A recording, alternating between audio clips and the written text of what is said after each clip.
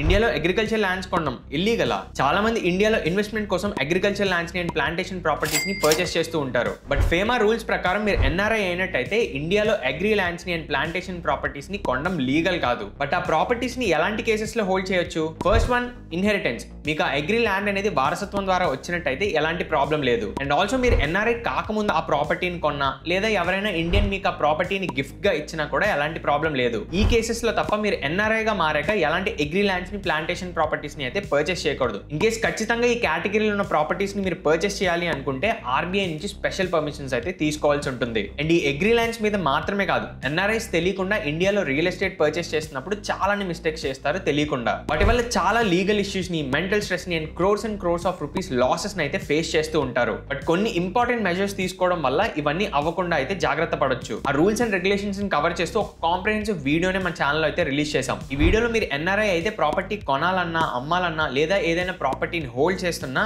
వాటి వెనుకున్న రూల్స్ ఏంటి, ట్యాక్సెస్ ఏంటి అండ్ రిపాట్రియేషన్ ఎలా వర్క్ అవుతుంది అన్న డీటెయిల్స్ అన్ని అయితే కవర్ చేసాం. ఆ వీడియో లింక్ ని టైటిల్ కింద అయితే పిన్ చేసి ఉంచున్నాం. దాని మీద క్లిక్ చేస్తే ఫుల్ వీడియో మీరు చూడొచ్చు. మీ ఎన్ఆర్ఐ ఫ్రెండ్స్ అండ్ ఫ్యామిలీకి ఈ వీడియోని షేర్ చేసి సేవ్ చేయండి.